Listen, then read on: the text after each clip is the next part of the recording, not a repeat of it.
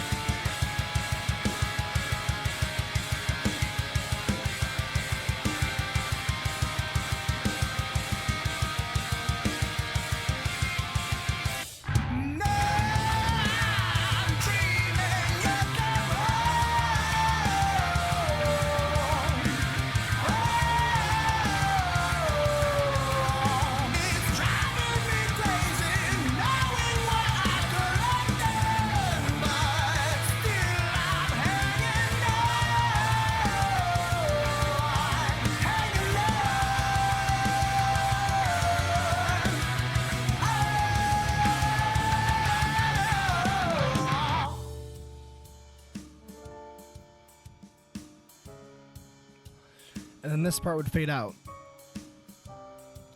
So, pretty ambitious. Yeah, so essentially this song, before I added everything after the second chorus, which is the oh, I'm dreaming you'll come home, the big harmony section, that's the chorus. And after that second chorus, I really didn't have anything until a few days ago. I had started something that I wasn't sure if it would work, and it was the reverse of what we have right now. So I'll pull up the guitars, and it was this section, which is these guitars.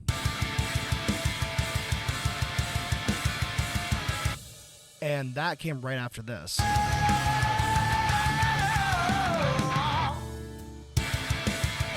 of like that. So that to me got me stuck, because I'm like, man, it just feels like it's just hitting you in the face constantly. There's no reprieve. There's no ups and downs. There's no give and take. So, and that's a huge thing for me in music, is to have that idea of tension and release be very prominent in every song I listen to, which is why I love progressive, rock and metal, jazz, some classical stuff, things that play with a lot of the different characters and just things that you can do with a song in terms of telling a story. And that's really everything behind it, is you're trying to tell a story.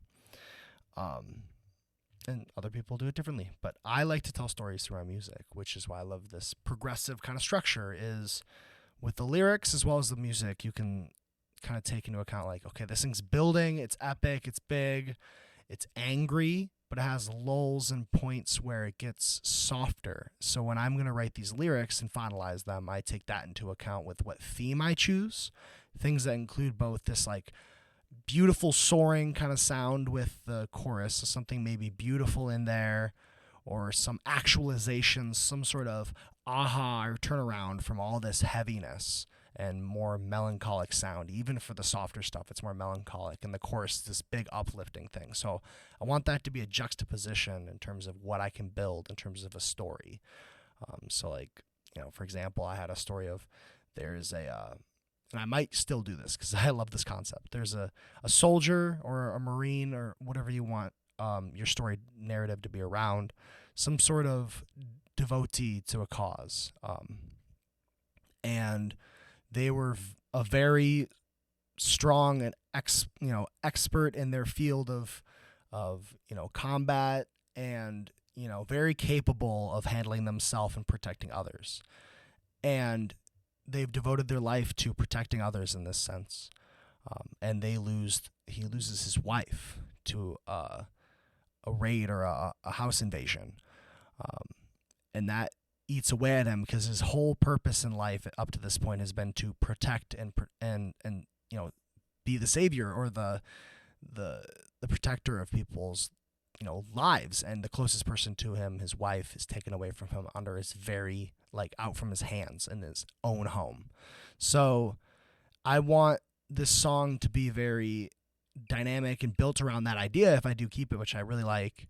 Tell it in a way that's maybe doesn't hint at oh, it's a Marine or it's a soldier from the 1800s, you know what I mean? Just something very like Tool-esque, where you write the lyrics almost not ambiguously, but you tell this story and it doesn't really hold a character to a T at any certain point, allowing you to fill in the gaps as a listener for something that makes sense to you.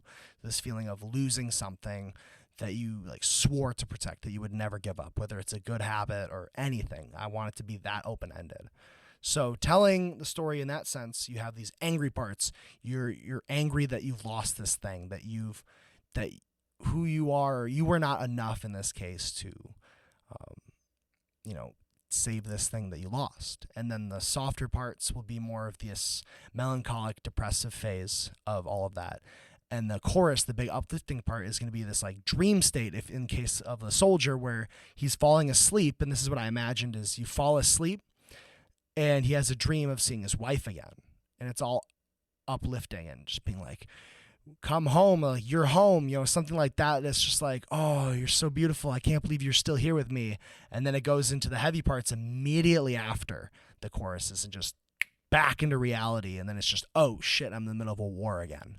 So that's kind of the idea I went with for a lot of this intense progressive song, is snapping in and out of sleep and these depressive and angry modes. So it could be pretty cool.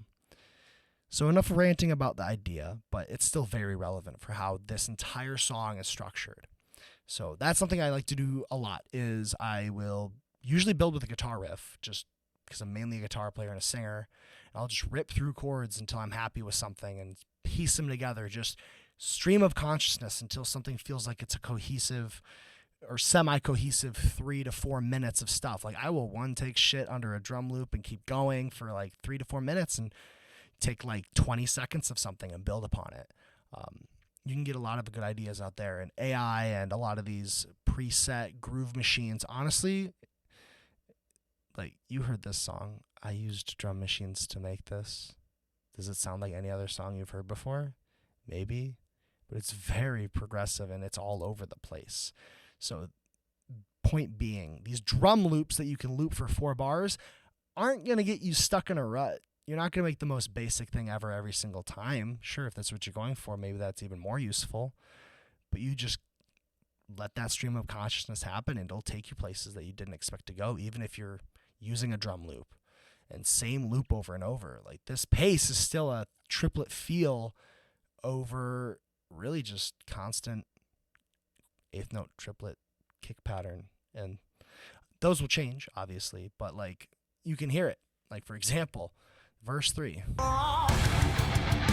Kicks. Then this verse, it's all based around the triplet thing. Chorus. Same thing. So you could use a whole drum loop for all of that, and you just change up rhythms here and there to make sure it's interesting and has momentum. So that's really kind of on a side note on how you can get into a song. And so I'll just stream of consciousness all these ideas until I come up with something that I think sticks and is worth noting, whether it's a chorus, a verse, anything. I don't try to box myself in with like, oh, I'm going to write the chorus first every time, or I'm going to write the lyrics first every time. Whatever happens that day, write it down, record it on your phone. Like it could be the best thing ever. Like who knows? And starting from different places every time can be tricky. So if you don't have a system down quite yet, I first created a system of guitars first, drums, vocals, bass, everything else. Now I'll write with bass first. I'll write with drums first. I'll write with strings first, vocals first, something, anything. And using those different approaches from the beginning will change drastically what the results you're going to get are. I wrote a rock song because I started with the bass, and I start with guitars. I usually write metal. I started with snaps and strings and piano, and I wrote like a jazzy, 80s rock song. Things can take you very different places from where you start. So it's a good note to know. Change up your environment as much as you can. That'll really, really help. So, and even moving small things, turning different lights on, like what I have right now. I have this light set up that's lighting me a little bit, but mostly it's like mood lighting behind me. So, and that helps with a darker mood. I like it dark sometimes. Okay, so let's dive into specifics of the song. So, the general overview again is this melancholic, angry, uplifting song all melded together into a story that moves in and out of dream states. So, I first had this riff, which I had for verse 1 all the way to the reprise, all the way to chorus 1. This whole thing was just repeating the whole time until the chorus, and it was really boring, and I was stuck there for a while. I'm like, what do I do? So I submitted. This is another great thing you can do, is when you have a song mostly complete, don't be afraid to, you might be, but don't be afraid to get feedback, especially from those who don't care. Like, that's number one. People who care about you specifically will give you feedback you want to hear. People who do not know you, who do not care, will not care to say what is actually on their mind, especially if you're paying them. For example, shout out to Trey Xavier, formerly known as Gear Gods. He does a contest monthly right now, and he also does Feedback Fridays. He's a community of 200 to 300 people, songwriters, guitar players, metalheads specifically for me, who are on this stream. So I will send in songs like this, even in a draft phase, and I just don't care. I'm just here for ideas. Like, they could think it's the crappiest song ever. I don't care. It makes me feel good. That's going to make me work harder than anything else. If someone's like, oh, this song's really good, but you hate it, what do you think you're going to do? Make it really good that you think it's really good, or you're going to get it done? A lot of things can get in the way between that kind of mentality. Don't make songs that people want to hear. Make songs you want to hear. Make your favorite band. So, submitting to people who don't care. They will be brutally honest, especially people like Trey in a community who are all songwriters and metalheads who listen to Dream Theater and stuff like that. So they'll be brutally honest when something doesn't sound good to them. And I sent this song in, and they're like, what is the point? They're like, it's cool, but it's always on that low D because it's in drop D. And that was exactly what I was explaining before. It was this riff. Cool. Cooler underneath this, all the strings and stuff, giving lots of space for you to hear the motif moving. And of course, mixing will kind of let those strings shine more and build more presence across the stereo spectrum, where the guitars kind of stays more solid. Because right now, everything's kind of here and the guitars are outside. I want things to be more present for the strings, so they hold together everything. And they're also hinting at this riff.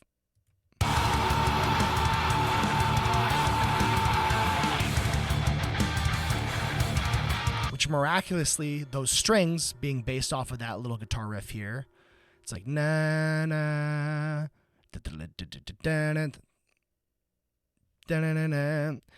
especially in the third verse, it really is playing off of those chords. So through this part here, and this little section of reprise, I'm hinting at verse 3 that whole time. The song is really 4 riffs. Like, it's really just 4 riffs. So, and that's a huge thing too, is take something that's foundational to the song. Don't feel like, especially for prog, you just got to change it up so much that it feels brand new every time. You can do that. Like, I'm sure maybe some of you thought that this song was feeling like it was all over the place with the riffs. And that's kind of the goal because it's prog, but also because I want there to be jarring feelings. I want it to be very chaotic. Like, that is the goal, is to be chaotic. And for some people, they don't like that. But for this, it's chaotic. This dude's in a freaking war having dreams about his lost wife and being woken up by bombshells. That's pretty chaotic. So that's what I'm going for specifically in this song, is for that chaos. So to do that and still have structure, I take this riff.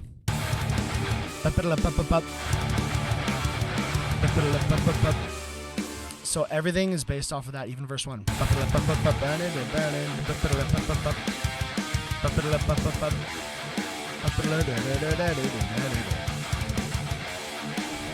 Keeping that same triplet rhythm, triplet pace, I should say. It's more of a pace than a true rhythm for some of this stuff, like things hitting on 16th notes and not really hitting on the triplet.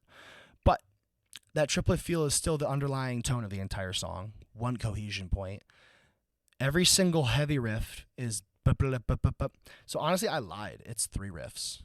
3 foundations. Because I was going to say verse 3 is a different riff. It even does the... So there's familiarity across every single one of the heavy riffs in this entire song. Every heavy riff has the same foundation. Every single one.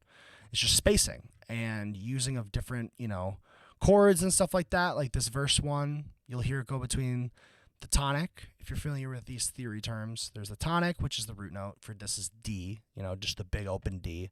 And then I use Phrygian mode, so it's moving from the D to a D sharp. So just like from the 0 to the 1 kind of thing, like super heavy, like Pantera kind of walk bump down.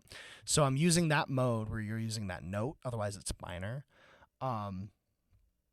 And with that, I'm able to move around and create interesting sounds by knowing that it's, like I was saying, it's Phrygian, but it's kind of like minor. So I abuse that. I make that sound like it's moving through all the keys, so a few keys, but really I'm just playing with the minor. And in this idea 2 over here from this tag, I'll solo the guitars and show you how it really changes key. So it stays in the tonic starting from here, and then it starts to move around and modulate a little bit to different chords, maybe more of a chord progression, not really modulation. Then it truly modulates in here with the root note, and I'll show you all of that. So simple here. And this is all back to the idea of one riff can take you so many places. One foundation. Just straight D, straight tonic. Gets boring after a while, but then you're like, okay. Oh. A little. And then it plays still on the tonic, and then it gets into other chords here. As it moves up. Here. Here. And then here you'll really hear it move around through chords. Tonic still, and moving, modulating. Yep.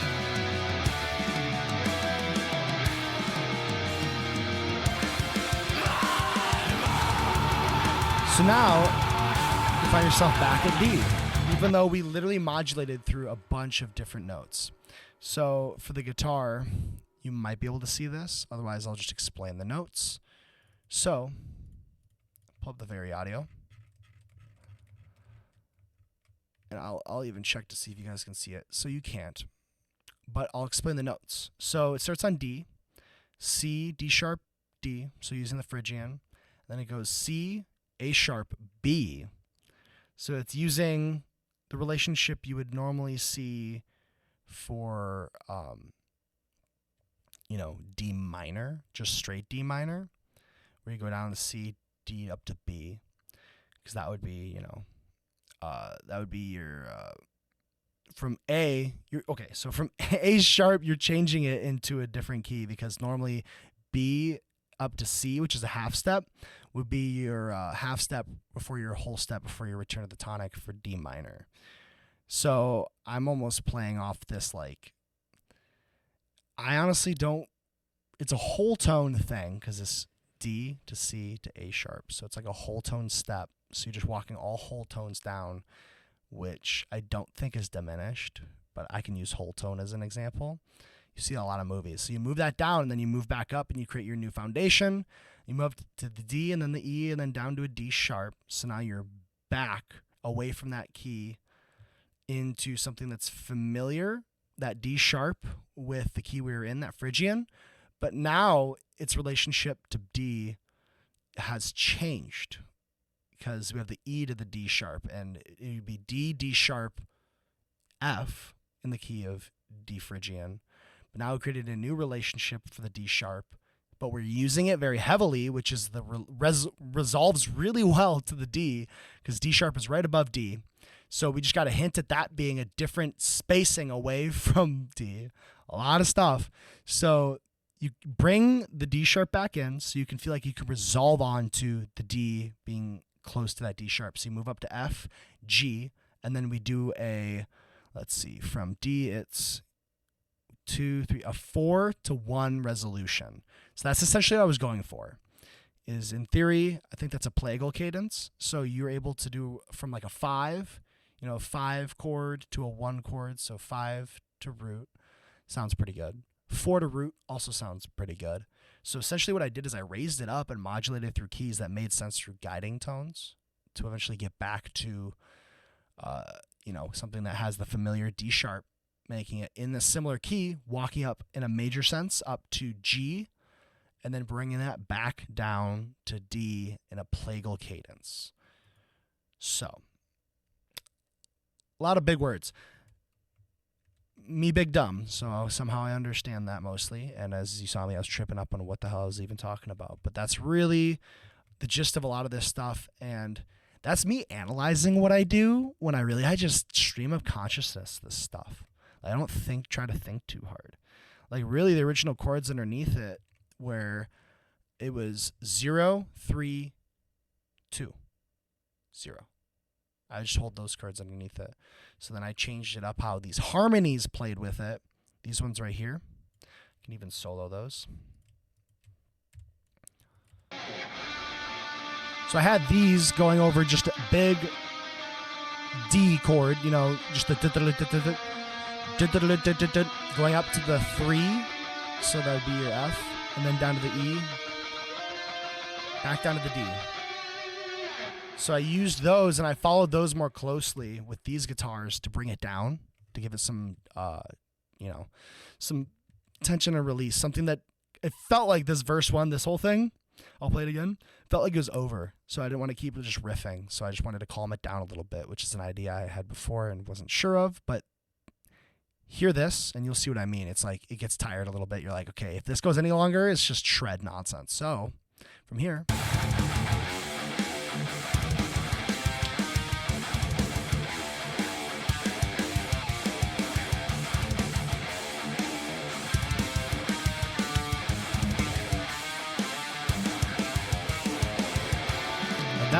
That feels like the right pacing. A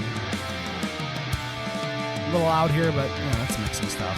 I have octaves and power chords, so I have to tuck the octaves.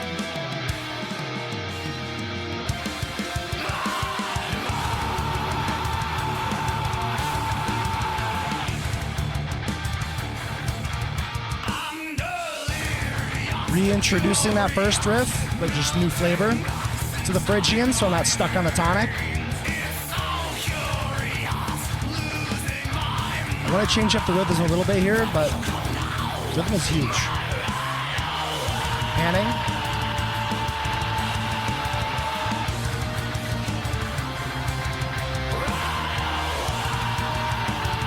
So same riff, dude. It's just now I'm playing it up here and actually outlining chords. So hint this. Prepares you with those chordal movements for the big chords of the chorus.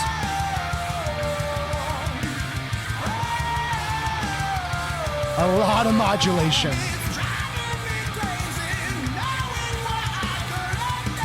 This was all off the cuff. I could explain all of it, but I haven't dissected it yet. I just like it. Like this. Because what that is not. Nah. It wants to go there. Nah. It just is chord, the notes within this chord here. Has that note, has and it has so it's like it's teasing both notes, but because of the chords before it, it wants this note here to come up to meet this one and be right on the D. So it's like a lot of dissonance, but it really hints at So I space that and I give it the space, and then I just return where it would normally be up. I go low to the D, resolving there. So up, half step.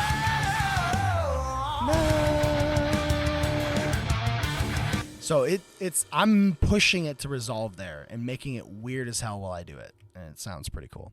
And then I do this weird jazzy R&B, whoa, because why not? It's fun.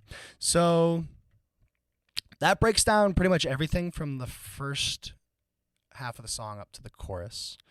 Strings hinting at that riff, and really the riffs throughout. The drums keeping that triplet feel the whole time. The guitars are really based around one riff the entire time. So I lied, like literally this from here to the chorus, all this is really just one riff, just played with in different ways. One and then variations off of that the whole time. So then the chorus is a bunch of crazy chords that sound sick, and then it departs from the D, and then it comes back. And this was cool. Draven thought of this. My vocal coach. He was like, "Oh, you need to turn this around a little bit better," because I just went so I went and it gave this resolution that felt like it could move somewhere. So this chord's cool, and it's right here is that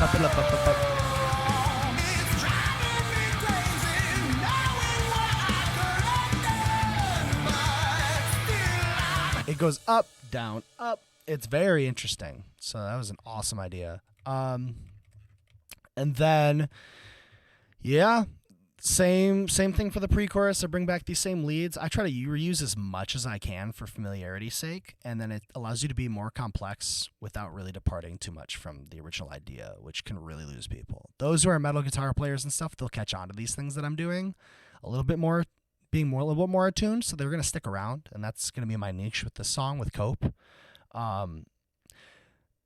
But reusing as much as you can, even if it is straight copying and pasting, if you mix and match your copying and pasting enough, nobody will be like, oh, he copy and pasted that. It'll just sound so fresh that everyone's just going to be jamming. Like, no one's going to be like, oh, it's the same part, because it's not. It's just reusing assets. Game developers use that all the time, and we have Breath of the Wild and Tears of the Kingdom, and they're both amazing. So the verse 3, again, is that same riff that was hinted at in terms of its variation and the reprise. Still that same basis of the riff. And now it's just a whole verse. My friend Aaron, I'm going to have Rap Scream on it. He helped me with Rule the World, my first single. Dude's insane. Screams are insane. So I'm going to have him Rap Scream this.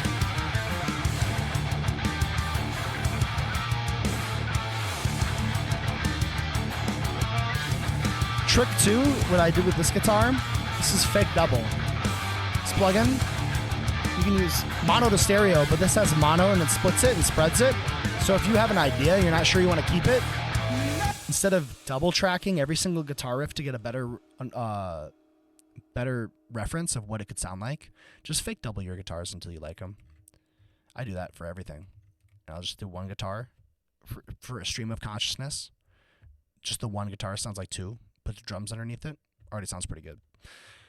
Enough to track vocals on, unless you do bass next. So, and that is preference to you.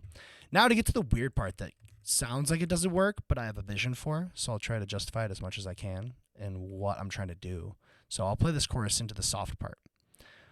And for my goal is I want to have this whole section right here, right before this bridge where it gets all quiet, to just build up like mad, like so intense, so chaotic that it can't go up anymore. The intensity can't go up anymore. I want to reach the top. And then it just stops. Like that, I think, is going to have a huge impact. What I notice is these guitars or these keys are not in a triplet feel. I used a... it's not really an AI. It's just more of a suggestive thing. I took the guitars here, these clean guitars for the bridge, and I fed them into easy keys, and it built me these two piano parts to fit in with this. More of a solo and a rhythm.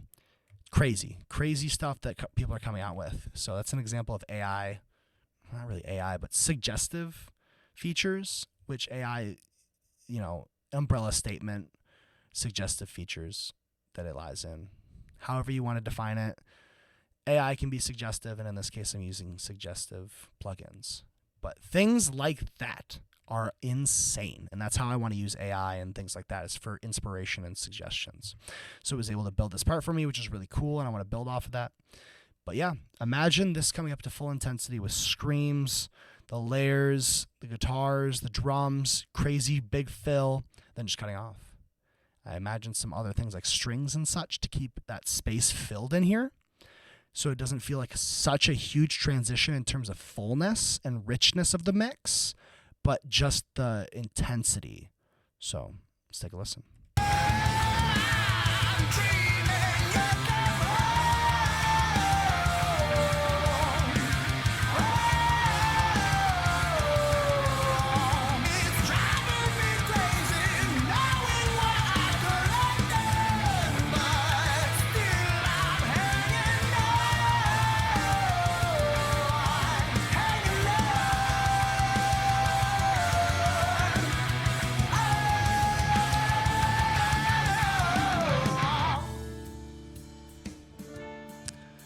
Having bass in here would be really good. Some walking bass.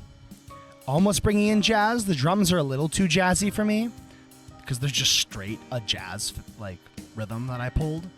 So I want to meld a little bit more with what I already have, but this is cool.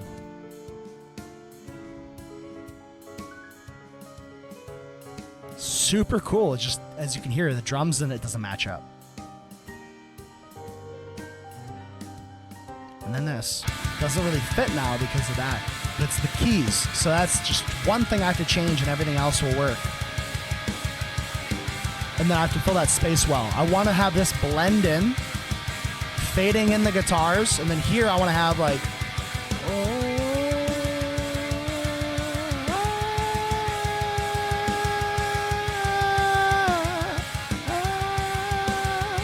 with big leads that come off of a solo. Big drop.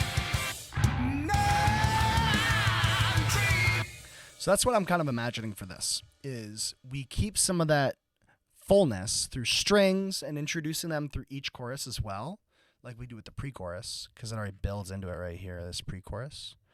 Strings, I just want to continue those and try that through the chorus so that I introduce them again in the chorus thematically.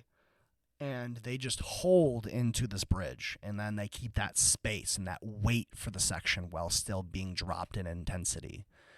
And then as the solo comes in, the piano comes in, and I want guitars to fade in, distorted guitars to fade in, the drums start to build up, the bass starts to get more intense, to transition nicely into this chordal section,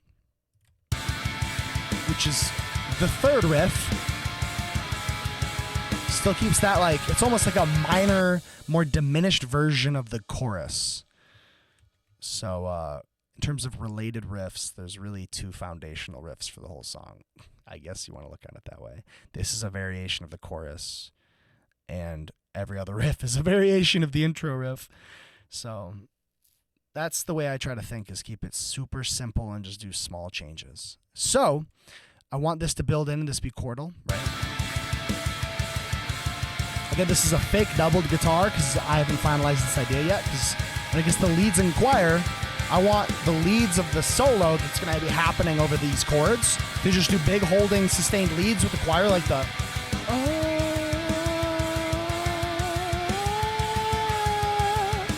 and then this riff, this guitar riff, will be more like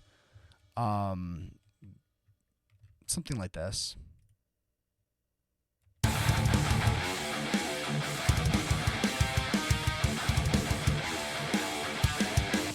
And probably even more closely be like this.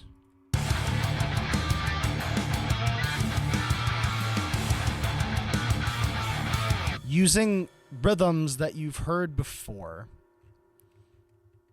So you're jumping from this chorus to chorus variation.